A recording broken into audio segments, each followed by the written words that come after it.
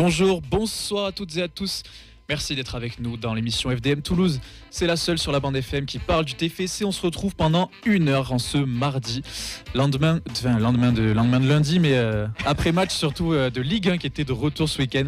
On vous souhaite la bienvenue si vous nous regardez en live, la bienvenue aussi si vous nous écoutez en replay ou en podcast.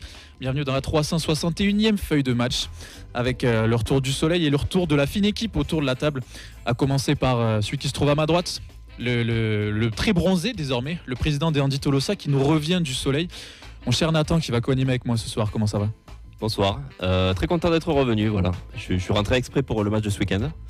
Voilà, je te cache pas ma déception, mais et je suis content d'être avec vous ce soir autour de la table. Bah écoute, nous aussi on est très heureux de te retrouver en tout cas. J'espère que tu t'es bien réhabitué à la Ligue 1, au rythme soporifique des premières mi-temps, etc. Tout à fait.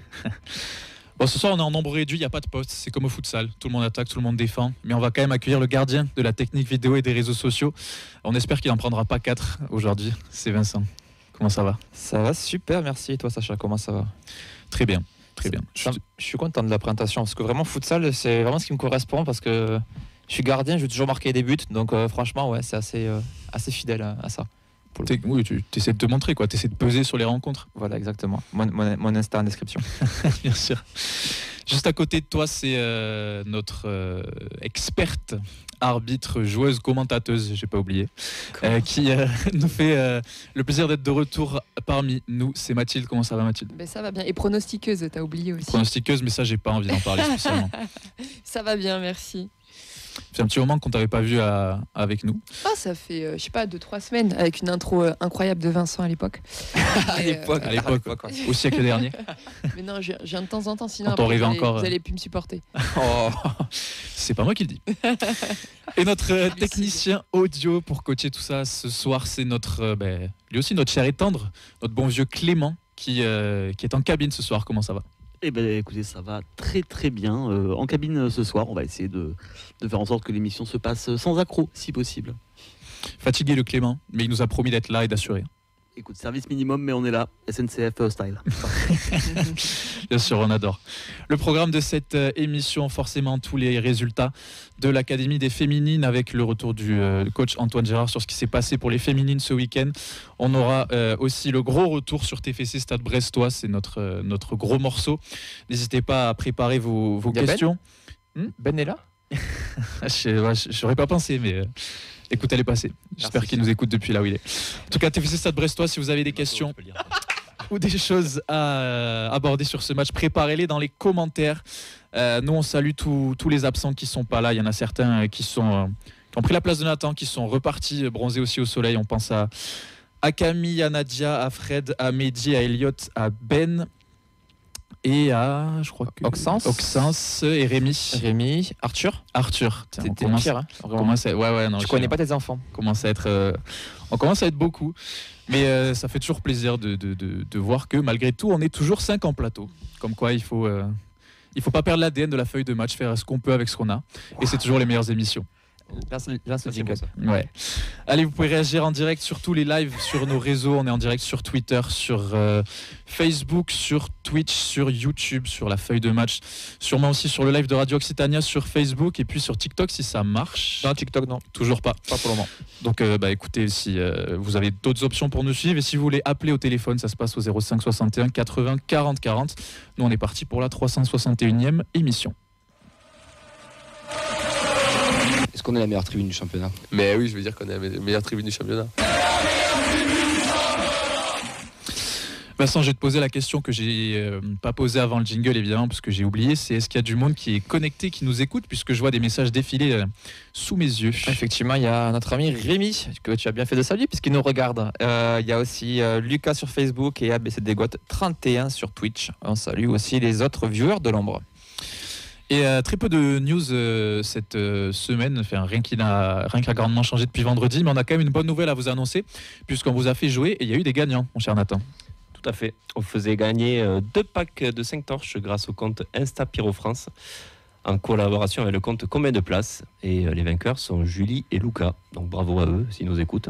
Et surtout merci à Pyro France pour nous permettre de gagner ça. Donc ce sera bien sûr utilisé lors de la prochaine fermeture de virage. Et Toujours dans le sens du timing. avec modération. Sanction en tribune, on fait gagner de la pyro. Si c'est pas magnifique. Ce qu'on appelle jeter de l'huile sur le feu. Vincent, apparemment, tu as un message à nous faire passer aussi. On en profite puisqu'il n'y a pas beaucoup d'actu cette semaine. Je te laisse la parole. C'est quand même l'actu principale. C'est notre cher Camille. Ça fait un petit moment que vous ne le voyez pas, qui peut avoir des questions. Certains s'en sont rendus compte il y a quelques jours, surtout dimanche. Une banderole a été mise. Notre Camille, il a eu un petit pépin physique. Ça fait maintenant 2 semaines qu'il est hospitalisé. Donc il ne reviendra pas de suite. Il y aura quelques semaines avant de le revoir. Mais ça va mieux, il va bien. On pense fort à lui. On a pu le voir. Il peut toujours nous suivre, nous écouter, réagir. Vous inquiétez pas, il s'est bien étranglé plusieurs fois devant le match dimanche. Donc c'est que la forme est là. On en profite pour embrasser toute sa famille. On pense bien sûr à tous et nous, sa seconde famille. On serre les coudes et on essaie de continuer sans lui, même si bien sûr la place du chef, il va falloir la libérer un jour, mon cher Sacha. Qui prenne soin de lui et puis on en parlera le moment venu. Pas de précipitation. Faites comme nous, profitez-en pour vous reposer, qu'il ne soit pas là et puis on sera très heureux de le retrouver quand il sera de retour parmi nous. On va parler de la pitchounite pour le faire revenir assez vite. Voilà, on a un petit jeu avec Nathan, c'est le faire péter un câble le plus vite possible pour qu'au moins il appelle par téléphone. Ouais. Écoutez, le jeu est lancé, je parie sur 20h42. On verra si j'ai raison. T'as trouvé un truc, c'est ça ? Pas spécialement, mais j'espère qu'il va pouvoir maîtriser un minimum. Et j'ai pas confiance en vous surtout. Allez, il n'y avait pas de match pour l'académie cette semaine, mais on a quand même les infos de la Fabrique Violette comme chaque semaine qu'on remercie, puisque sur notre préformation, on a eu tous les résultats avec un match nul pour l'U14 à Pamiers. La défaite, elle était pour les U15 2-1 contre l'UJS et la victoire, elle était pour les U16 avec un 2-1 contre la Jet. Donc on a aussi le TFC qui nous a appris que pour les U13 et les U14, il y avait un stage d'1 semaine au Maroc, comme par hasard mon cher Nathan. Ouais. Il y a une dizaine de jours. Donc accueilli par la Fédération Royale, quand même, c'est pas rien, et logé dans le centre Mohamed VI, donc que vous connaissez peut-être. Et donc ils ont disputé plusieurs matchs. Ils ont affronté le pôle fédéral de Casablanca et 2 équipes pro. Le FAR, je sais pas comment on prononce, et l'Union Sport de Rabat. Donc 6 matchs et 6 victoires, donc très bon bilan pour nos très jeunes qui ont pu découvrir le Maroc. Nathan, je sais pas si tu as 2-3 mots à nous dire sur ce fabuleux pays de foot, parce que tu as été pour le foot évidemment. Magnifique, tout à fait, ouais. J'ai fait un petit périple. Par contre, j'ai fait tout le souk de Marrakech, je n'ai pas vu un maillot à Bouklal. C'est quand même, voilà. On est déçus. Ouais, non, j'étais déçu aussi. Je me baladais, je demandais quand même. Je suis le seul mec qui a demandé, je pense, un maillot de Toulouse. Et c'était assez particulier. Écoute, peut-être qu'ils feront le stock pour la prochaine fois, on ne sait pas. Exactement. On espère. Je vous l'ai dit, pas de match pour l'académie, mais on a quand même des nouvelles de nos jeunes, puisqu'ils ont joué cette semaine, Nathan. Tout à fait. Donc, pas de match ce week-end, mais ce lundi dans le Challenge Espoir. Donc, ils ont battu 2-1 l'AS Saint-Etienne avec des buts de Zuliani et de Harfi. Ils sont premiers de leur groupe devant Montpellier, Le Havre, Nantes et le PSG. Mais le Havre affronte le PSG mercredi. Qui se qualifie pour les demi-finales contre le second de l'autre groupe qui sera soit Rennes, soit Caen, soit l'AC Ajaccio. Les demi auront lieu entre le 1er et le 4 mai 2025. La finale se jouera le 21 mai. Ça fait quand même un tournoi de plus à jouer pour ces jeunes-là. On rappelle qu'il n'y a plus de Gambardella. Il y a des choses à jouer en championnat, mais ça fait quand même pour toute cette génération-là qui a l'habitude maintenant de s'entraîner avec les pros, de côtoyer un peu l'entre-deux, les Medjarfi, les Dizulani et tous les autres. Ça fait une compétition en plus à jouer, pourquoi pas un petit trophée à aller chercher. Donc on leur souhaite le meilleur, évidemment. On vous tiendra au courant, ça va se passer début mai.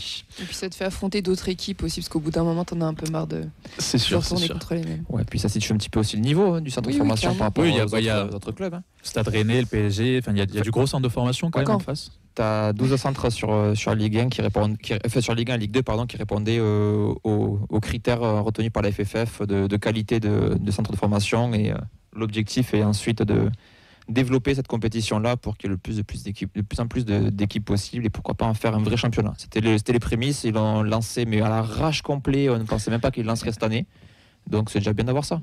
Toujours à huis clos, hein, évidemment. Et si on peut aller au bout, on ne va pas s'en priver. Bien sûr. Est-ce qu'il y a un trophée ? Je sais pas s'il y a un trophée. on verra. De toute façon, il faut la remplir cette armoire. On a été habitué là récemment, donc ce serait bien de continuer, peu importe la catégorie. Et justement, il y a encore quelque chose à jouer aussi. Bon, un trophée, ça va être difficile, mais il y a du positif aussi pour nos féminines. Oui, la frappe de Niville. Oui,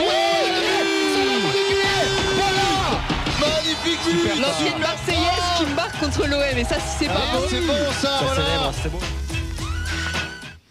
Tu m'as bien feinté, j'étais pas prêt du tout.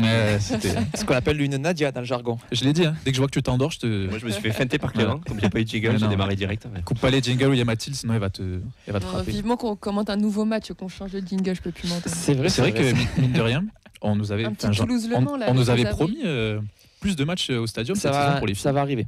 Voilà, c'est dans les tuyaux. C'est dans les cartons. On espère qu'il y aura quand même une occasion d'ici la fin pour Oui, il y en aura au moins une dessus. les féminines, Vincent. Et encore du positif, encore des bonnes nouvelles. Une nouvelle victoire d'affilée, c'est la 4e si je dis pas de bêtises. 2-1 contre Rodez avec des buts de Marty d'Altunkulak. Le TFC est second, 4 points d'avance sur l'OM qui a 2 matchs en moins. Et le même nombre de points sur Le Mans qui a un match en retard pour le coup. Donc il n'y aurait plus qu'un adversaire direct. Marseille qui a son match en retard contre Nice, ça sera le week-end prochain justement. Donc on sera fixé. Mathilde, tu étais au match. Qu'est-ce que tu en as pensé du coup de la prestation de la Toulousaine? C'était un match assez ouvert et plaisant à voir parce que, très, très dynamique. On a pu voir que Toulouse a su profiter des faiblesses, des largesses de Rodez, qui est une équipe vraiment mal en point et qui se bat pour son maintien. C'était pas un match tout en maîtrise, hein, loin de là, parce qu'en fin de seconde mi-temps il y avait vraiment beaucoup d'occasions des deux côtés, mais c'était un match intéressant et comme tu disais, Toulouse est sur une série de 4 victoires si on se trompe pas, ce qui est plutôt très positif avant de se lancer dans les 4 derniers matchs. Et ils affrontent en plus Lens, ils reçoivent Le Mans, ils vont à Marseille et ils vont à Lille, donc vraiment 4 gros morceaux, 4 finales quoi, donc, quasiment. presque. Bon après, si on en parlera peut-être plus tard, mais moi je leur souhaite pas de monter dès cette saison, pour moi ce serait un peu précipité, donc on verra. Du coup, elle est hiteuse chez les garçons et chez les filles. Voilà. C'est terrible. La constance, il y a toujours ça. Il faut. On a pu échanger avec le coach Antoine Girard par vocaux aujourd'hui. On a d'abord demandé ce que lui retenait de ce match. Ça a été un match difficile face à un bel adversaire. On a eu, je pense, une première mi-temps globalement maîtrisée qu'on peut terminer avec un but de plus d'avance. Mais on manque un peu de qualité technique dans l'avant-dernier geste ou le dernier geste, et puis de connexion entre les joueuses pour être plus dangereuse. Et puis la deuxième mi-temps, plus difficile, beaucoup plus difficile, beaucoup plus d'erreurs techniques, de précipitation. On a été aussi beaucoup moins efficace dans nos comportements défensifs. Et voilà, ça aurait pu nous coûter cher à la fin. C'est pas le cas. C'est la 4e victoire de suite. Donc voilà, il faut pas s'imaginer que les choses vont arriver simplement. On est promu dans ce championnat. On gagne 4 victoires d'affilée dans un contexte de fin de saison où les gens sont tendus pour le maintien ou pour l'accession. Et voilà, c'est vraiment une super perf d'avoir réussi à générer cette série. Toi, Mathilde, tu avais posé une question sur la préparation du match, si le côté droit de Rodez avait été identifié, parce que tu avais identifié cette faiblesse-là et qu'il y avait surtout beaucoup d'occasions qui venaient de ce côté-là pendant le match. On n'avait pas identifié de côté particulier à Rodez. On savait que la défense serait en rotation parce qu'il y avait eu un carton rouge la semaine d'avant. Donc potentiellement les choses pouvaient évoluer. Mais on n'avait pas ciblé de côté particulier. Nous, je pense qu'on a des connexions importantes à gauche puisque c'est le côté qui bouge le moins dans la rotation d'effectifs chez nous. Donc voilà, on penche un peu à gauche aussi parce qu'on a des droitières beaucoup sur les rampes de lancement et elles s'orientent de manière plus naturelle sur le côté gauche. Mais je trouve qu'on a réussi à se montrer dangereux aussi à droite, notamment dans le tout début de match où on a plusieurs situations de centre. Et voilà, l'apport de Chloé aussi, on en reparlera bien sûr, a été important dans cette première mi-temps. Mathieu, tu as aussi posé une question sur la gestion de l'effectif, sur le fait que certaines joueuses pouvaient enchaîner des bancs puis revenir titulaires et arriver aussi à performer. C'est le cas de Chloé Marty qui a été buteuse ce samedi. Pour gérer ces cas de joueuses qui peuvent être amenées à enchaîner plusieurs bancs, il n'y a pas de formule magique. En fait, on essaye d'être franc et honnête avec les joueuses, d'avancer avec elles sur leurs axes de progression individuelle, de ne pas les abandonner et de leur fixer des objectifs très clairs. Pour Chloé Marty, en l'occurrence, c'était Voilà, il y avait un objectif d'être décisive pour son équipe et d'impacter les matchs, voilà, pour les influencer davantage que ce qui se faisait. Et voilà, je trouve que Chloé a parfaitement répondu samedi finalement à ces attentes-là. Et je pense que c'est un soulagement pour elle, mais c'est aussi dû au fait qu'elle se soit accrochée toutes ces semaines et qu'elle soit restée performante pour le groupe et impliquée dans son projet de progression individuelle. Voilà, ça a été Chloé samedi et j'espère que ce sera d'autres joueuses d'ici la fin de saison. On a parlé du calendrier juste avant sur le fait qu'il restait 4 matchs et que ça allait être des gros morceaux. Et pourtant, c'est le mois d'avril qui a 2 matchs seulement face à des équipes de première moitié de tableau. Comment on va préparer cette période moins chargée en match ? On est content et contente, je pense, d'avoir un petit peu de repos. La fin de saison est forcément complexe sur le plan de la charge, etc. On rentre en plus dans des périodes de partiels et on sait que notre groupe est constitué quand même d'une bonne partie de joueuses qui gèrent un double projet.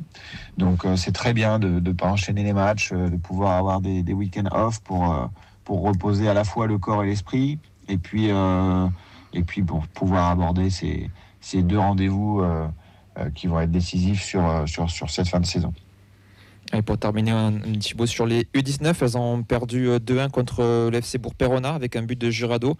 Les Violettes restaient sur 4 victoires et un nul. C'est leur première défaite. Bordeaux en profite pour reprendre la tête pour 1 point. Ce sera justement le prochain adversaire.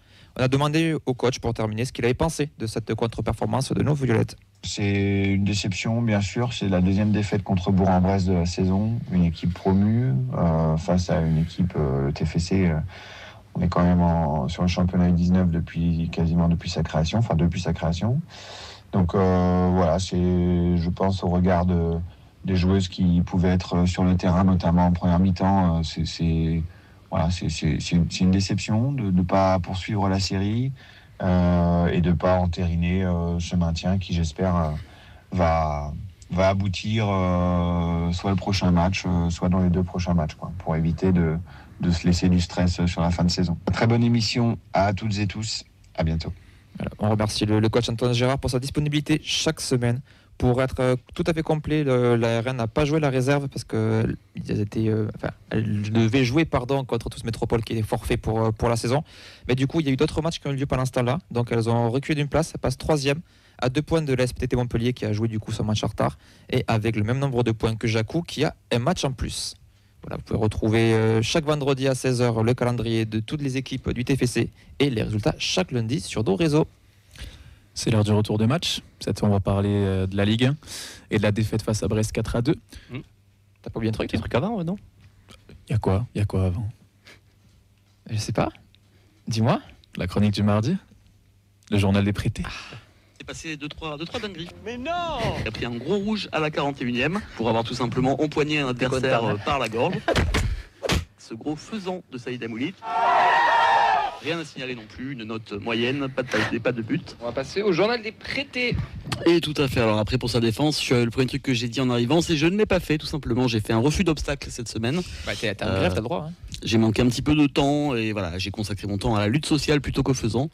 Donc j'espère que vous m'en voulez pas trop, je vais vous le faire là en direct live, de toute façon ça va aller très vite. Et on commence par Alex Dominguez qui n'a bien entendu... Pas joué tout à fait. Un point. Il est encore une fois resté sur le banc, une fois n'est pas coutume, lors du 0-0 de Eibar contre Cadiz. Donc bon, écoutez, qu'est-ce que vous voulez rajouter de plus à ça Il a pu rater la prestation de Guillaume Rest sur le banc, le téléphone. Il a dû se mordre le bout des gants, comme on dit. On passe à César Gelabert qui lui a joué et tenez-vous. Attends. Il y a eu match nul. Un partout. Non. Oh. Non. Déçu. Beaucoup de buts pour le Sporting, puisqu'une défaite 3-2 contre Huesca. Mais tout n'est pas à jeter dans ce match, puisque César Gelabert a été l'auteur d'une passe décisive. Vamos. C'est la fête, ça faisait quand même très longtemps qu'il n'avait pas été décisif. Donc autant en profiter un peu. Par contre, ça va toujours aussi mal pour son équipe, le Sporting Gijón, qui est, ne pas mettre en favori, merci beaucoup, qui est 16e de Liga DOS à seulement 5 points du premier non relégable, du premier relégable, pardon. Donc attention quand même, ça se rapproche. Il va falloir se remettre, messieurs, à gagner des matchs. On passe maintenant à Ibrahim Sissoko. Je découvre en même temps que vous qui n'a tout simplement pas joué. Il n'était même pas dans le groupe lors du match de Norwich que je vais vous dire. Non, de Sheffield Wednesday, pardon. C'est des joueurs qui sont en grève ou toi? J'ai pas suivi là, j'arrive pas. Bah écoute, je pense qu'il y a eu une sorte de convergence des luttes entre moi et les faisans. C'est le changement d'heure, ça lui réussit pas. C'est ça. Je les remercie et il n'était pas dans le groupe lors du nul 1-1 de Sheffield Wednesday contre Cardiff. Donc bon, en espérant que le week-end prochain, il y soit lors de la réception de Hull City par son club de Sheffield. En tout cas, les prêts, si c'était le but, c'était d'avoir du temps de jeu, c'est mission réussie. Hein. Mais il part quand même pour ça. Il change quand même de club pour pouvoir avoir plus de temps de jeu que dans le premier club. Ouais, c'est compliqué. Ouais, le seul qui a joué un petit peu de manière régulière, c'est Jalabert. C'est Jalabert. Qui est quand même fréquemment titulaire avec des performances en dents de scie, mais au moins il a le mérite de jouer contrairement à ses collègues. C'est peut-être lui le facteur X pour la saison prochaine.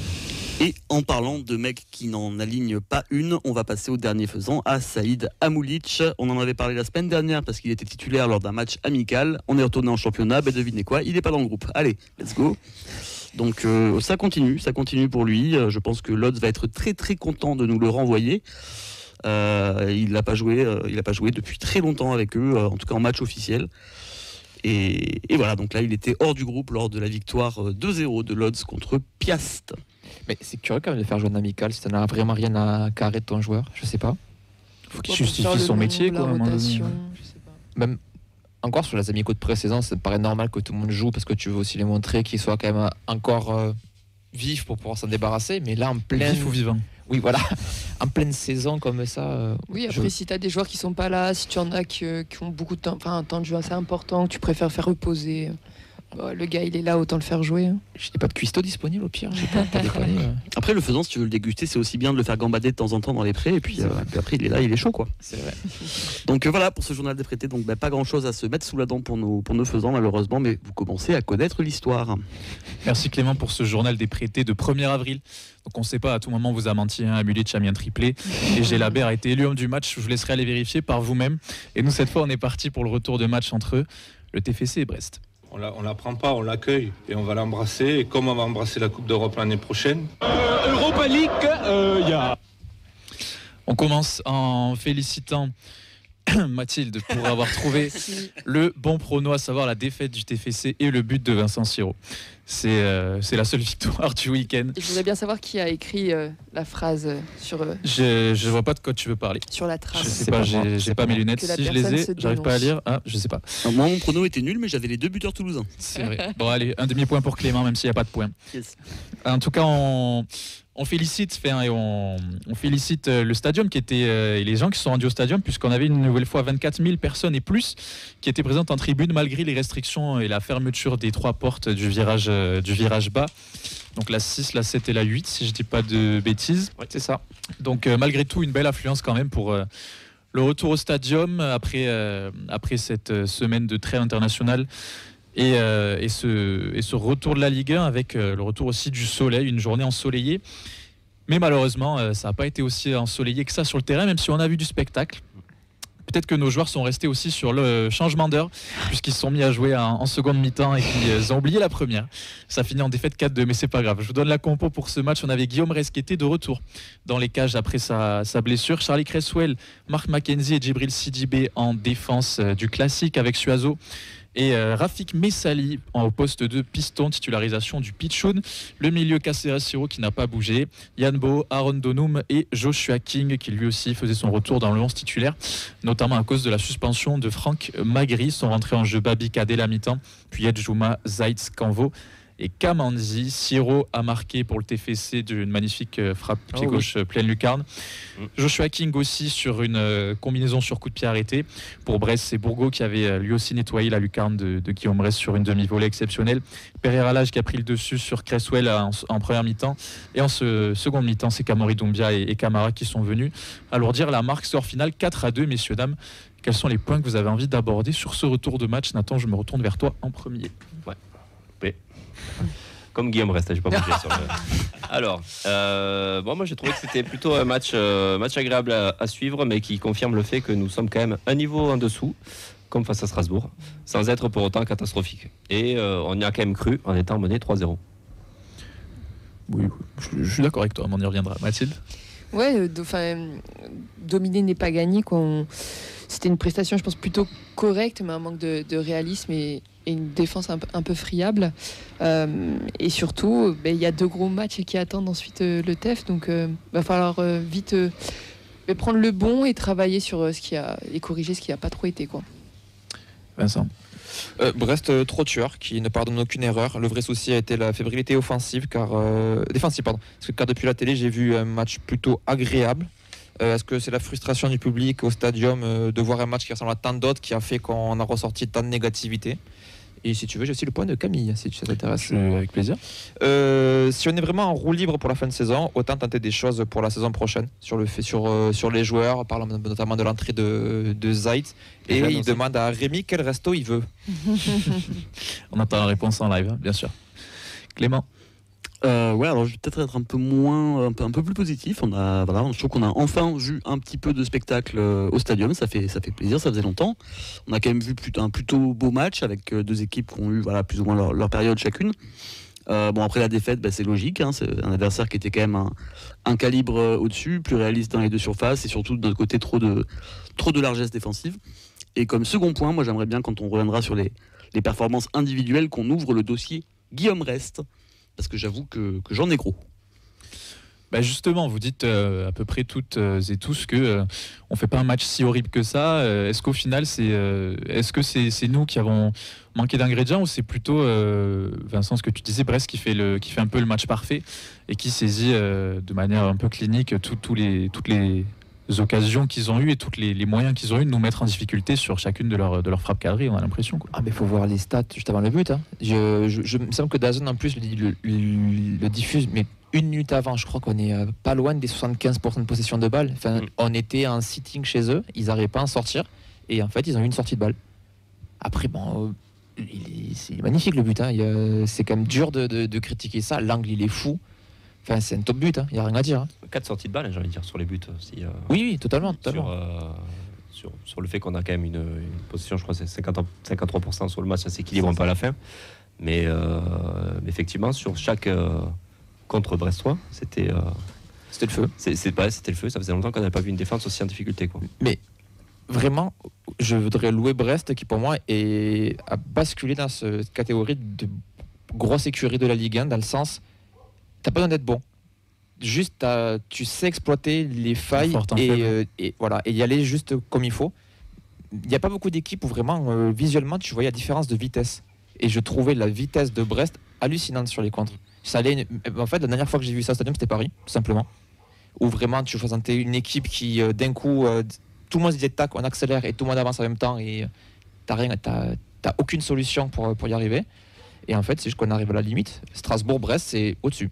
C'est des équipes qui jouent vraiment l'Europe et nous on est le haut de tableau du 2e tiers du championnat.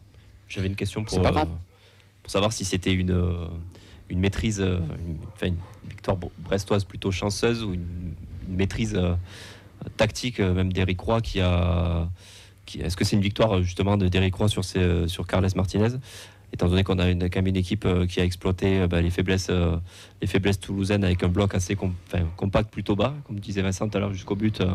On avait vu quand même une équipe regroupée assez basse et qui ont été bons sur des contres rapides. En fait, est-ce que c'est tout simplement l'approche d'Éric Roy qui a fait déjouer cette équipe toulousaine? Clément, peut-être? Ouais, moi j'aurais plutôt tendance à dire oui. Eric Roy, c'est un coach personnellement que j'aime beaucoup. Je trouve qu'il fait du bon boulot à peu près partout où il passe. Et là, je trouve je pense qu'il a regardé pas mal de matchs de Toulouse. Je pense qu'il a dû se rendre compte qu'on est une équipe qui est un petit peu dure à bouger sur des attaques placées. Et du coup, j'imagine que c'est une stratégie qui a été réfléchie de nous attendre et de nous prendre en transition. Ça a marché.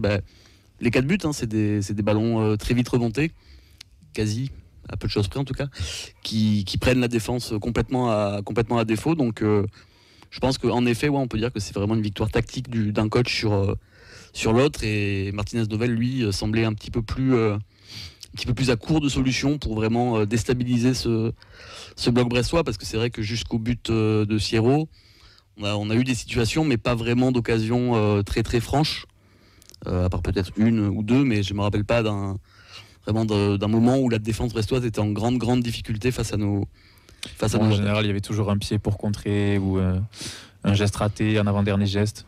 C'était plus des situations que des occasions, on va dire. D'ailleurs, il me semble que j'ai vu passer, enfin, j'ai pas vérifié, mais quand on était en space hier soir, ce qui se disait, c'est que jusqu'à l'heure de jeu à peu près, Tu fais pas de pub ici. Hein. un peu plus loin, Matchs, hein. il n'y avait pas de tir cadré côté TFC et que c'est arrivé très tard dans la seconde mi-temps, donc de la possession, des corners, des phases de jeu, des coups de pied arrêtés. Et à l'arrivée, très peu de frappes cadrées au final. Et on en est venu à frapper de loin comme l'a fait Siro. Mais c'est vrai qu'il y a cet aspect tactique là, c'est une manière d'analyser le match, puisque effectivement, quand on regarde les chiffres avancés, on se rend compte que on était dans leur camp. C'est ce que tu dis, Mathilde, hein, dominer n'est pas gagné. Et au final, on a l'impression de se faire cueillir un petit peu à froid, mais de manière logique quand on prend du recul face à une équipe qui était clinique. Ouais, après moi c'est ce que je dis plutôt depuis quelques semaines, c'est-à-dire que pour marquer des buts, pour apporter du danger, il faut aussi du talent. Et on va pas se mentir, à mon sens, c'est ce qui manque un peu à Toulouse, dans le sens où dans les 30 derniers mètres, c'est ce qui est le plus compliqué au foot, c'est de marquer des buts, c'est d'être dangereux, c'est de se créer des occasions concrètes. Et Toulouse, ça en manque un peu cruellement.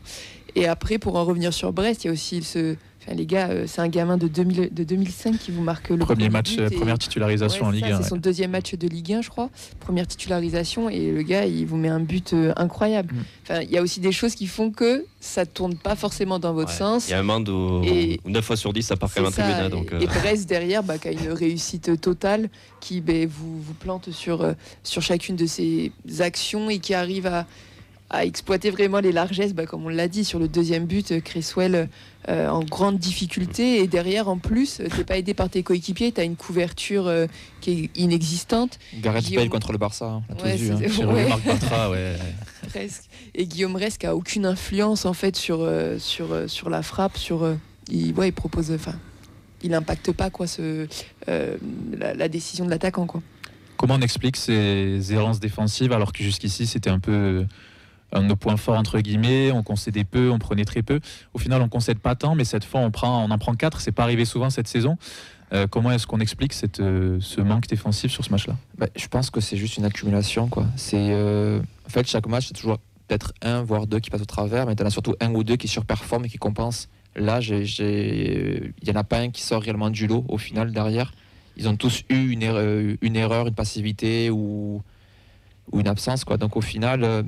C'est juste qu'en fait, à haut niveau, tu dois être tout le temps bon, en fait. Tu peux pas être moyen. Mais en fait, on en parlait un petit peu avec Nathan tout à l'heure dans la voiture. C'est en fait, s'il faut, tu fais à peu près le même match que contre Angers. Contre Angers, c'est une plus petite équipe, t'es tueur, t'en mets 4. Là, c'est une grosse équipe en face, t'en prends 4 et t'en marques quand même 2. Ouais, et puis être aussi haut face à des équipes aussi qui ont autant de qualité, je pense que ça vous arrive pas souvent aussi. Tu joues pas aussi haut face normalement au top 6, au top 7, on va dire, de la Ligue 1. Et là, contre Brest, vous arrivez quand même à être bien dans leur camp, à être assez haut, à avoir beaucoup d'espace dans votre dos. Par contre, derrière, c'est des joueurs qui ont de la qualité, donc forcément, tu le payes un peu plus cher. Ils ont pris aussi le dessus au milieu de terrain. On parlait d'un Caceres qui était le métronome de cette équipe aussi et qui savait mettre le pied sur le ballon quand il fallait, faire la petite faute qu'il fallait. On a senti aussi, sans être catastrophique, voilà, comme on l'a rappelé, il n'y en a aucun de cette équipe qui, peut-être, on va revenir après avec Clément, mais il y en a aucun qui a plombé l'équipe, je trouve. Vraiment, ils ont pris le dessus dans tous les compartiments du jeu, et tu l'as bien rappelé, Mathilde. C'est au début du match, je me suis dit, avec Clément, je me disais, bon, ça peut le faire, c'est une équipe peut-être de notre calibre. Je me suis rendu compte au fur et à mesure du match qu'il y avait quand même des joueurs, on va prendre l'exemple de Lesmelou, on peut aimer ou pas Lesmelou. Il a quand même, on peut surtout ne pas l'aimer. Quel joueur. Il a quand quand il joue pas chez nous, c'est dur de l'aimer. Ouais, il a quand même cette présence, d'un physique au milieu. Ajorc. Oui, voilà. Et après, le 9, t'as un Ajorc que tous les jours tu dis oui et tu prends. Et puis les ailiers Pereira Lage, Kenny Lala aussi, ça reste très très solide dans la projection offensive. Il y a cette vista, cette intelligence de se projeter, cette rapidité aussi athlétique. Enfin, ils ont quand même des qualités athlétiques supérieures à nous. Donc ça reste quand même malheureusement, quand on prend un peu de recul, ça reste une défaite. Voilà, c'est logique face à une équipe supérieure à nous. Et c'est un peu la lecture le coach avait aussi en conférence de presse quand tu parles des duels. On a vu passer ses propos, c'est ce qu'il a pointé du doigt sur le manque de Le manque peut-être le manque de grinta, le manque d'envie de se faire passer devant dans les duels, la combativité, cette fameuse fin de saison où on ne sait plus trop ce qu'on a à jouer. Et derrière, tu as une équipe de Brest qui finit avec 5 cartons jaunes en jouant au métier, en étant à l'aise avec l'arbitrage, en essayant toujours de jouer un match de Ligue 1 comme ils savent très bien le faire. Chose où on a l'impression que nos joueurs sont parfois étaient un peu à côté de leurs chaussures en se disant qu'il n'y avait pas grand enjeu à essayer d'aller faire mieux. On a eu ce sursaut, mais derrière... pas si loin au final. Tu as quand même le 3-2 78e, tu as quand même un quart d'heure où on pousse. Oui. On n'a pas l'occasion qui te permet de vibrer, mais tu sens quand même que les joueurs poussaient, quoi. Clément, tu avais voulu réagir ? Oui, mais c'était plus par rapport à ce qu'on disait tout à l'heure quand on parlait des buts. Moi, les buts qu'on prend me font pas mal penser aux buts qu'on prend à l'aller contre Strasbourg. Vraiment des contres hyper rapides où en 2-3 passes, tu as l'équipe qui est complètement hors de position, qui est vraiment ouverte en deux. Et vraiment, j'ai eu le même sentiment. Et je me dis que c'est aussi la marque de bons coachs, tout simplement, qu'on analysé et qu'on vu que nos faiblesses étaient peut-être là aussi, sur ce jeu en transition, où on a des joueurs qui sont pas forcément très rapides. Cresswell évidemment, le pauvre, avec sa charrette accrochée. On a Sidibé qui, depuis qu'il est revenu, c'est quand même un petit peu compliqué aussi. Là sur ce match quand même, moi je l'aime beaucoup Djibril, mais sur 2 buts, il est quand même très en difficulté. C'est pas le seul, hein, mais voilà. Donc, du coup, tu couples cette belle identification de nos faiblesses avec une petite méforme de nos joueurs défensifs, couplé à un grand réalisme de la part de Brest. Malheureusement pour nous, ça fait 4 dans la musette. Et tu parlais de ce que disait Carles dans ses déclarations. C'est quand même particulier parce que j'ai l'impression que c'est un visage qu'on voit de cette équipe depuis maintenant de nombreuses semaines. Il a s'auto-pointé du doigt, je pense, la solidité défensive où il y avait peut-être un manque de grinta et d'impact. Donc lui, il avait l'air surpris. Est-ce que vous, dans les déclarations, il dit qu'on pensait qu'on était une équipe qui pouvait contrôler. Et force est de constater qu'aujourd'hui, on a eu des soucis dans les détails, dans les conséquences de ces détails-là. Tu limites mal, excuse-moi. Mais On est passé à ça. Mais oui, selon vous, parce que là on a l'impression que Carles alors que nous de notre côté on fait plutôt un bon match, on fait un match plaisant à voir. Est-ce que vous partagez l'avis de notre coach? Carles c'est un compétiteur, donc oui, je pense qu'il veut gagner le match. Il voit que malgré le fait que tu fasses un match plutôt correct avec comme on le dit, une certaine domination, etc., tu passes à côté. Et oui, je pense que la différence, ça se fait aussi sur les duels gagnés, l'agressivité. Et quand on parle d'agressivité, on parle pas que de l'aspect défensif, mais aussi offensif, avec ballon, vouloir faire des courses peut-être plus tranchantes, etc. Et Carles, il fait aussi avec le groupe qu'il a. Et moi, je pense pas qu'il puisse faire beaucoup plus aujourd'hui par rapport aux individualités qui composent l'équipe. Des réactions, Vincent, sur les réseaux? Yes, pas mal de réactions sur le match. Pour Lior, je pense qu'on va y revenir un petit peu après. On constate encore qu'avec Rest, nous sommes fébriles. On en parlera un petit peu après. Frotte-toi les mains, Clément. ABCD Goat 31, je m'attendais à ce type de match, mais quand même surpris sur l'entame du TEF, qui est encore bien entamé. Il met aussi Rest dans ses flops. Il a souligné aussi ce qu'on disait sur les milieux brestois qui font la différence en citant Camara, Lesmelou et Doumbia. D'autres avis, on a celui de Rémi qui nous dit: Camille me rejoint dans ce que je disais vendredi, préparons la saison prochaine, mettons désormais des joueurs qui seront là pour gagner du temps et de la confiance. Freefly souligne que Brest a été hyper réaliste sur le peu d'occasions obtenues. On a Lucas qui souligne aussi l'attitude des Brestois qui n'a pas été c'était la roublardise, on va dire, mais bon, on peut ne pas apprécier ce que je peux comprendre. C'est des pirates. Oui, clairement. On a bu pire au stadium cette année. Et pour terminer, on a l'avis de Camille qui nous dit: si on peut Marseille chez eux, je leur pardonne d'être en roue libre. Pereira Lage, ce genre de joueur que j'aimerais qu'on recrute. Et je crois qu'il y avait un dernier avis: à l'image de la saison, on manque de justesse technique dans les 30 mètres. De toute façon, on va pas se mentir, vous prenez le 11 brestois, par rapport au 11 toulousain, vous échangez quel joueur? Pas beaucoup. Le problème, c'est qu'on n'a pas du tout le même système. Donc, mais difficilement... au-delà de ça, en vrai, je pense que il y en a pas très peu qui remplacent un brestois. De tête là, ouais, si, non. Après, j'ai vu des réactions de Brestois qui trouvaient que leur défense aussi avait été un peu apathique. Oui, mais malgré ça. Oui, mais sur le papier, on prend notre défense à nous et on prend leur milieu, leur attaque. Hormis ce match-là, on fait une fusion comme à 70 et on va voir ce qui se passe. On fusionne les 4 clubs devant et comme ça on est 7ème. Voilà, parfait. La Ligue, si tu nous entends. Bon, en tout cas, beaucoup de mise en valeur de ces errances défensives-là qui nous ont forcément coûté le match et qui sont aussi révélatrices. On va venir à Guillaume Rest, Clément, puisque tu avais envie d'en parler. Maintenant, il y a quand même, Vincent, tu le disais, et d'autres le disent aussi, j'ai l'impression qu'il n'y a pas que de lui. Sur ce match-là, il n'y a pas eu de surperformance de quelqu'un qui a pris le lead par rapport aux autres, comme ça peut être le cas de Sidibé en début de saison, de Cresswell sur les dernières semaines, et d'avoir un Mackenzie qui est plus dans une constance rassurante à chaque fois. Là, j'ai l'impression que tout le monde en a pris un peu pour son grade. Et pourtant, il y a 2-3 semaines de ça, à Strasbourg, je ne sais plus quand est-ce que c'était, j'avais de la peine pour Gabriel Suazo, pour nos latéraux qui prenaient vague sur vague contre des ailiers. Là, j'ai pas eu ce sentiment forcément d'être submergé. C'est plus des coups d'assaut comme ça, de temps en temps, des contres qui nous font vraiment mal parce qu'on n'arrive pas à être bon au bon moment. Mais en soi, Charlie Cresswell, il fait pas le pire match de sa saison. Il se trouve au moment où il doit pas se trouver. Il pèse pas sur la rencontre. Et c'est ça le reproche que beaucoup font à Guillaume Rest en ces temps-ci, c'est qu'il ne pèse plus sur les rencontres, sans qu'on puisse forcément le pointer du doigt sur tous les buts qu'on encaisse. Il n'arrive pas non plus à être décisif. Mais je pense que c'est ce que disait le journaliste brestois qu'on a eu vendredi sur le fait qu'eux ils sont plutôt épargnés sur tout ce qui est internationaux. Je pense qu'on a sous-estimé vraiment l'impact de cette trêve par rapport à un match de ce niveau-là. Parce qu'au final, ta défense, tu as quand même avec Cresswell, Mackenzie, Soiseau, tu rajoutes Caceres devant et Donum qui étaient en sélection et qui sont titularisés direct.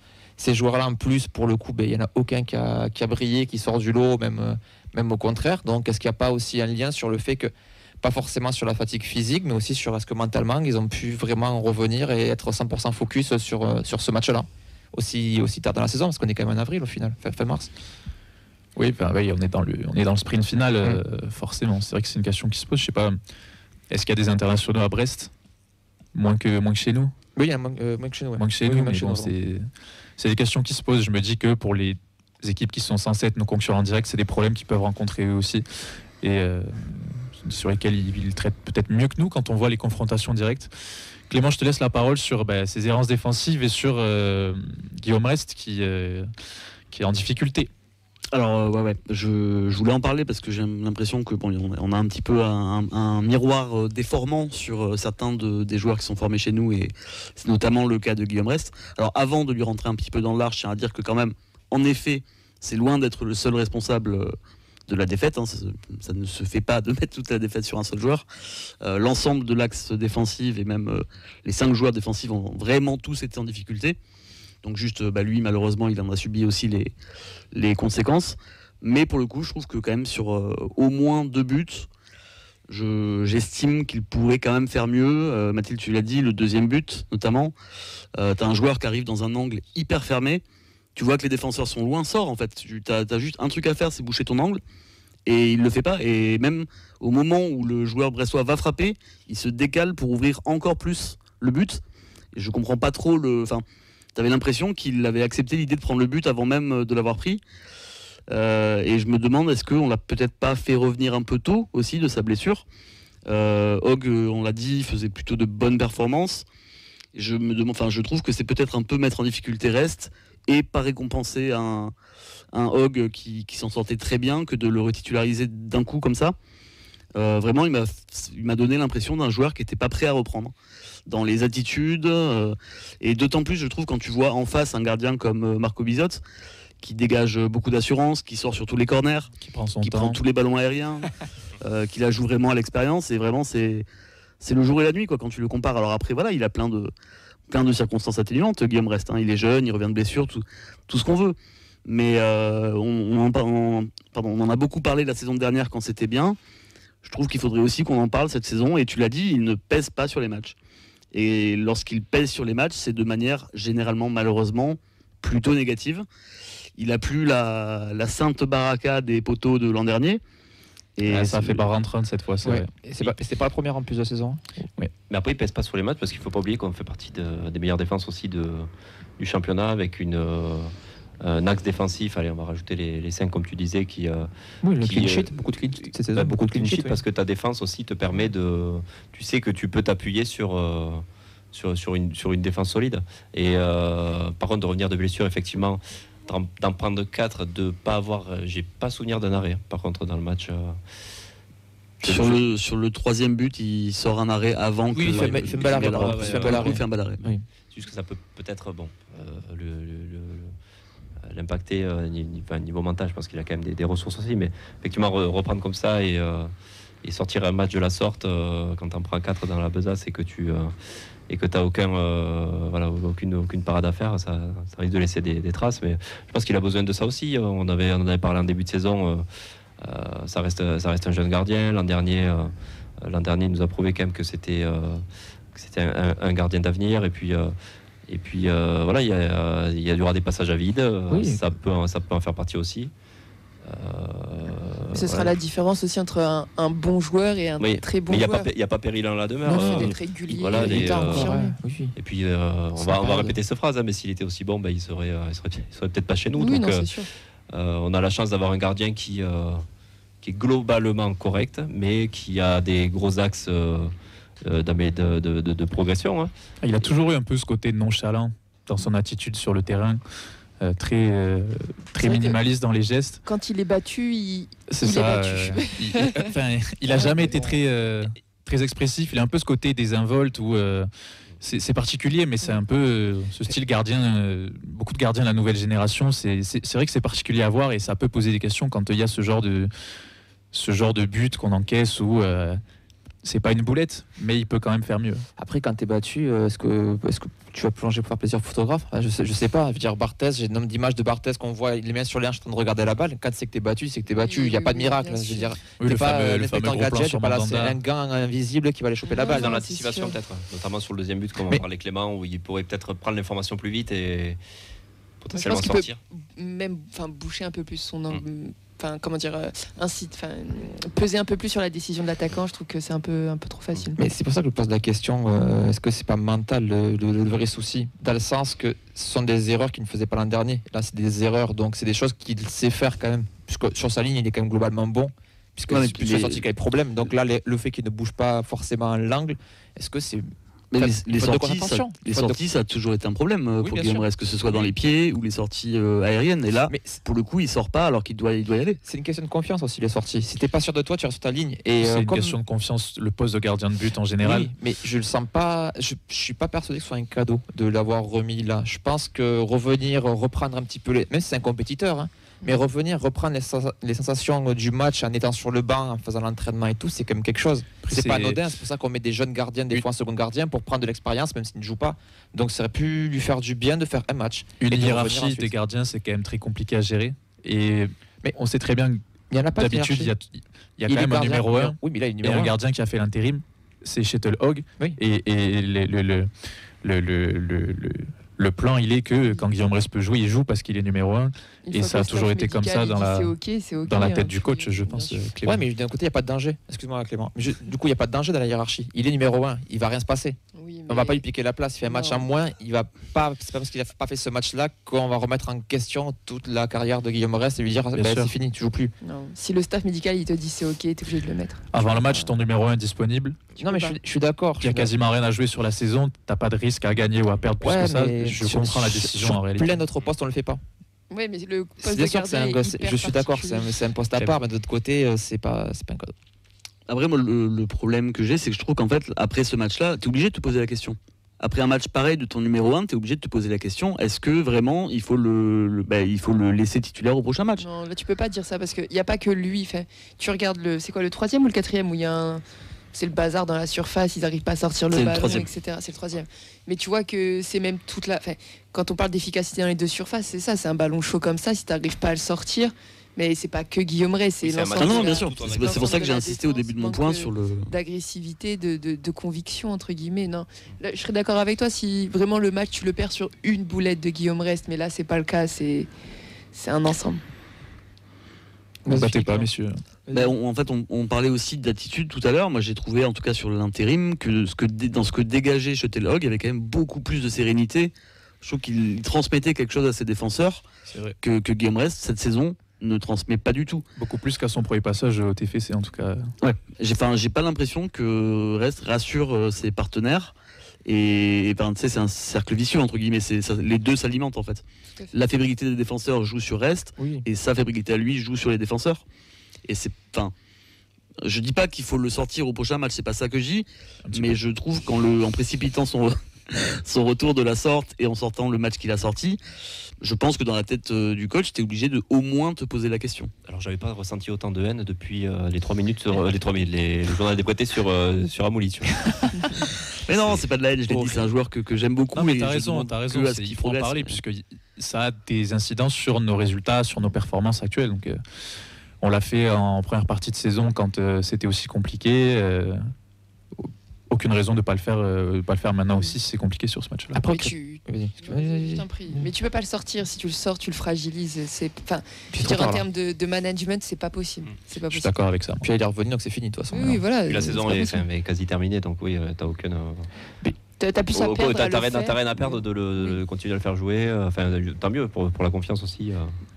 Après, personne ne dit que c'est mauvais gardien. Je veux dire, avant de s'enflammer, parce qu'on s'enflamme sur la Pichounit aussi, mais dans l'autre sens, ne pas dézinguer un type qui a été exceptionnel l'an dernier, qui bat beaucoup de records de précocité, qu'on sait depuis des années que c'est un super gardien. Il n'a que 19 ans, faut pas il a que 19 ans, il y a toute l'Europe qui le regarde, donc on n'est pas non plus dans un nombrilisme où on dit ouais, regardez, il est formidable, il n'y a que nous qui le trouvons formidable. Non, c'est un super gardien. Comme tout joueur, il peut avoir des hauts et des bas, c'est un poste compliqué.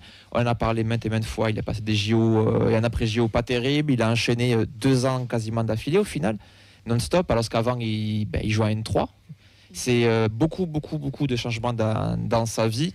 C'est pas facile à gérer, c'est un poste à responsabilité, tu peux pas te cacher comme tu peux être quand t'es défenseur ou quoi. C'est jouer avec des défenseurs nouveaux aussi. Tous les gens qui avaient devant lui sont partis, ont quitté le club, il a fallu se... Et on a un regard global, s'il faut, quand on regarde sous un angle data chaque élément, s'il faut, depuis l'an dernier, il s'est amélioré dans plein de trucs qu'on ne voit pas à l'œil parce qu'il a moins la réussite, parce qu'il y a des matchs où pour le coup il est moins décisif et que voilà, le ratio n'est pas bon. Peut-être qu'avant il y avait 15 occasions, donc il y avait cet arrêt, peut-être que maintenant il y a 4 occasions, il prend 2 buts. Ouais, donc aux yeux ça fait pas terrible. Puis même moi je me dis là c'est quoi, vous jouez Marseille-Lille de mémoire si je dis pas de bêtises dans les 2 matchs qui suivent, il devrait être pas mal sollicité. Pour moi c'est une chance pour lui d'avoir 2 matchs comme ça où il peut se montrer et où il peut être décisif. J'en profite pour enchaîner, Vincent, tu as parlé de Pichounit forcément. Un mot sur le coaching, puisque on a vu Carles essayer de tenter des choses. Il y a Babika qui rentre dès la mi-temps pour essayer de réagir quand on est mené 2-0. On a vu derrière Zaitz rentrer, Canvo et Kamandzi en fin de match, et Djouma aussi. Il y a plusieurs voix qui se font entendre comme quoi on aimerait bien voir un peu plus nos jeunes sur cette fin de saison. Notamment Noël Djouma qui est pointé du doigt puisqu'il fait une rentrée qui est, je pense, surprendre personne en disant qu'elle est meilleure que celle de Babika qui a joué 45 minutes. Et c'est un peu le cri du cœur qui est sorti sur les différents lieux de regroupement des supporters. Donc j'aimerais votre avis sur ça. Est-ce que vous comprenez les choix du coach sur ce match-là en tenant compte du fait qu'il a fait avec ce qu'il avait et de l'incidence que ça a eu sur la fin de la rencontre, puisqu'on a eu quand même ce petit sursaut et qu'on y a cru alors qu'on était quand même mené 3-0 comme le disait Nathan dans ses points. Est-ce qu'il a autre chose à faire? Sincèrement, je pense que tactiquement, il a été il a fait ce qu'il aurait dû faire. C'est les joueurs qui n'ont pas répondu. Parce que l'entrée de Babika à la mi-temps n'est pas du tout illogique. Tu te sers du fait que tu puisses redescendre Donou en plus, donc tu te dis que tu vas apporter autre chose. Djouma il rentre assez tôt, non après 70, ouais. Voilà, donc c'est quand même assez tôt au final. Plus que d'habitude, oui, un peu plus. Ouais. C'est assez logique. Même Zayt, t'es un peu obligé de le faire rentrer si tu veux un petit peu avoir un milieu plus offensif. Tu peux mettre qui sur le banc? T'as Saka, il est trop tendre. Et après, Saka et Canvo, c'est pas le même. Canvo, c'est encore plus défensif. Il n'y a pas d'intérêt. Puis si t'es un joueur de tête exceptionnel, pourquoi pas pour faire poser la défense? Mais Canvo, il est pas plus que ça. Donc, moi, c'est plus dans cette logique qu'expliquait notamment Camille et Rémi qui sont pas là, de préparer la saison prochaine. Zayt, est-ce qu'il sera là, est-ce qu'il sera pas là la saison prochaine? J'ai des gros doutes. Babika, la même chose. Est-ce qu'on n'aurait pas aimé voir quelque chose de différent et laisser de la place à des joueurs qui peuvent progresser, qui peuvent encore acquérir des choses et qui auraient pu montrer des choses un peu plus que sur les miettes qu'ils ont eues sur ce match-là. Pas pour le coach, parce que le coach, lui, son objectif c'était de battre Brest et de récupérer cette place-là, parce qu'on parle des joueurs qui, eux, peut-être ne jouent pas à fond parce que la saison est finie, mais pour le coach, je pense que sincèrement, il pensait que c'était pas fini, donc il veut mettre son meilleur 11 et qu'il s'en fiche qu'il soit formé à Toulouse ou à Dunkerque, ils veulent juste qu'il joue, quoi. Clairement, je te rejoins Merci, complètement. Mathilde. Pour moi, c'est la semaine, il les observe, il les voit. Les gars aussi, la place, ça se gagne la semaine à l'entraînement. Et voilà, le coach, lui, tout ce qu'il veut, c'est avoir les 3 points à la fin du match. Et il met son 11, il fait les choix qu'il pense être les meilleurs pour cet objectif. Et si les gars, ils sont pas titulaires ou s'ils ont un temps de jeu un peu plus réduit, c'est qu'il y a une logique aussi. Il fait pas ça pour les faire chier. J'ai l'impression que le débat s'articule plus entre Babica et Djouma. Et je pense que dans la tête de Carles aussi, il y a une hiérarchie. Je pense que Babica est peut-être... On avait le débat de savoir si un impact player, un super sub en fin de match, et Djouma aurait le dessus sur Babica. Il nous a montré que dans sa tête, il avait toujours... forcément sur le match, ça n'a pas sauté aux yeux. C'était pas forcément la meilleure entrée de Babica. Mais voilà, il y a une hiérarchie et je pense que Carles est fidèle à ses convictions. Après, comme vous le dites, il a eu un petit peu plus de temps de jeu, si j'entends. Tu le gagnes comme ça aussi. Tu fais 20-25 minutes de bonne facture. Pourquoi pas, ce sera peut-être 30-35 le prochain match, tu sais pas. Ouais, je pense même que là, vu l'entrée qu'il a fait Babica et celle de Djouma, je pense qu'il peut-être même passer devant dans l'esprit. C'est peut-être la dernière fois où... on peut prendre l'exemple de Rafik Messali qui était titulaire... Qui était titulaire dimanche et qui a pu se montrer, essayer de prendre un peu plus l'intérieur comme il aime le faire, etc. Mais qui a démarré titulaire, ce qui n'aurait pas été le cas il y a quelques mois de ça et qui rentrait même pas dans les calculs du coach. Donc à voir sur quoi ça peut déboucher pour les quelques matchs qui va rester pour Djouma, pour Canvo, pour tous les autres qui ont retrouvé une place sur le banc alors qu'ils avaient eu leur chance de montrer ce qui valait il y a quelques semaines. Il y a un commentaire, Sacha, je sais pas si tu l'as vu. Il y a un commentaire de Camille qui nous dit que Babica c'est une pipe. Il faudrait le faire avec la voix de Fred, s'il te plaît. Donc il va bien, vous inquiétez pas. Babica c'est une pipe. Voilà, merci. Voilà. Un mot rapide pour finir sur les tops, les flops. Est-ce que on a parlé forcément de toute la défense, on a parlé de Guillaume Rest. Est-ce que peut-être il y a un joueur sur lequel on peut dire un peu plus de positif, quelqu'un qui est ressorti du lot, même si c'est peut-être pas évident sur un match comme ça. Siro, ouais. Et puis son but aussi. Très beau but, ouais. En fait, il fait un match quelconque comme le reste de l'équipe, mais rien que pour le but, il mérite d'être valorisé. je trouve qu'on l'a vu quand même. Moi, je suis pas d'accord sur le quelconque. Notamment, je trouve qu'en première mi-temps, c'était un petit peu un des seuls qui essayait de mettre un peu d'intensité, un peu de révolte quelque part. C'était un des seuls à aller claquer quelques tacles au milieu. Je me rappelle notamment de 2-3 récupérations hautes très intéressantes qu'il a pu faire. Alors après, c'est l'image de l'équipe. Il n'a pas fait le match du siècle, mais parmi nos joueurs, je suis pas loin de penser que c'est lui qui a fait le meilleur match. En tout cas, sur ce côté envie, agressivité, comme on parlait tout à l'heure, je l'ai rarement vu être autant impliqué dans les décisions arbitrales. On l'a vu beaucoup se rapprocher de l'arbitre, essayer de contester, essayer de remotiver ses partenaires. C'était peut-être une posture ou son rôle de capitaine qui l'y oblige, mais en tout cas, j'ai vu une attitude que j'avais du mal à voir chez lui sur les matchs précédents, sur cette fois-là en tout cas. Et puis ce rassemblement avec la Suisse lui a fait du bien, je pense, puisqu'il avait marqué aussi. Et ça prouve un joueur en confiance. 10e but en Ligue 1 d'ailleurs pour Vincent Siro avec le TFC. Et quel but? On a Beau qui est cité aussi par Camille. Beau, il dit qu'il fait son match. Il n'a pas dit que c'est un top, mais qu'il sort un peu du lot. De manière générale, on a eu du mal à trouver nos offensifs, mais ouais. Siro en top, ça me semble pas déconnant. On a parlé de la défense. Est-ce que vous avez un dernier mot rapide où on peut clôturer cette émission, messieurs, dames? Si, un top quand même aux Indians pour quand même leur activité malgré toutes les bâtons dans les roues qu'ils ont eu, pour toute leur banderole. On pense du coup aussi à Adrien avec ce très beau tifo, à toute la famille Indians touchée. Et encore une fois, un grand merci pour le tifo de soutien à Camille qui est sûrement la classe, quoi. C'est vrai, ça a fait très plaisir à tout le monde et on a vécu un beau match en tribune. Nous, on va s'arrêter là pour cette émission. Je vais remercier toute la famille qui était avec nous en plateau, puisque c'est ça dont il est question. Nathan, merci d'être là, merci d'être revenu de vacances et de reprendre la Ligue 1 avec nous. Merci Sacha. Merci Mathilde, une nouvelle fois. De rien, toujours le bienvenu ici, même si tu pronostiques que des mauvaises choses pour nous. Merci Vincent à la technique vidéo, merci Clément à la technique audio, merci à vous de nous avoir suivis. Si vous êtes arrivé en cours de route, le replay, le podcast arrive dans les prochaines heures, pas d'inquiétude. Et puis nous, on se voit vendredi pour la prochaine émission. Bonne soirée tout le monde. Ciao.